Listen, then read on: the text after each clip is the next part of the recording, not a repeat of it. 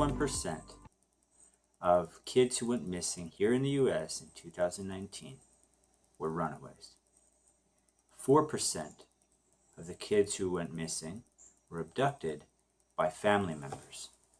And that can happen either through a conflict over custody, if the home's divided or the parents get divorced, or sometimes a family member, like an uncle, an aunt, or a grandparent, might abduct the child to get them out of an unsafe environment.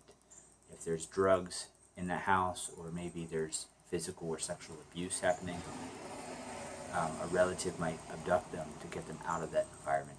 And in some cases, even after the kid is found in those situations, the kid is actually allowed to stay with the person who abducted them because it's safer with them than the environment that they were living in.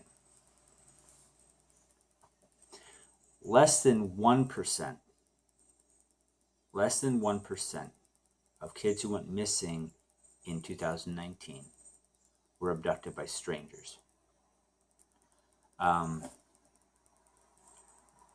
What are some factors that play into that less than 1%? Well, usually there's some mental illness that plays a part of that.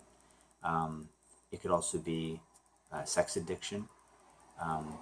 Typically, as far as reasons go, it usually doesn't have to do with trafficking, although there are some cases where that may have been the reason. Usually, and again, we're talking less than 1%, but usually when you're talking about stranger abduction, it's more likely to be connected to rape or murder, or holding a child ransom. Those are serious crimes. They're not trafficking necessarily, but those are serious crimes, and it's a real concern. And even though it's less than 1% of all the kids that went missing, or at least that we have recorded of going missing in 2019, they matter, and those situations are serious. So what does that mean for us, though? What should we do to protect our families? Should we keep track of our kids? Yeah, sure. When we're in a grocery store or wherever, if there's someone around us that we don't feel comfortable with, or we have an uneasy feeling about, should we have our kids a little closer to us? For sure.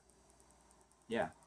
But there's a method that is way more effective than anything I can think of, at least right now, for protecting your children, that I would love to share with you. And maybe I will make another video that goes into more detail on what that looks like. But it starts by connecting with your kids and creating a safe place for your kids to come and know that they really can talk to you about anything. And that you're going to listen to them. That's where it starts. So if you want to know more about what those kind of conversations look like, what that kind of connection looks like, and more about the method for protecting your kids that I'm referring to, leave a comment below or reach out to me privately, and I'll be glad to share it with you.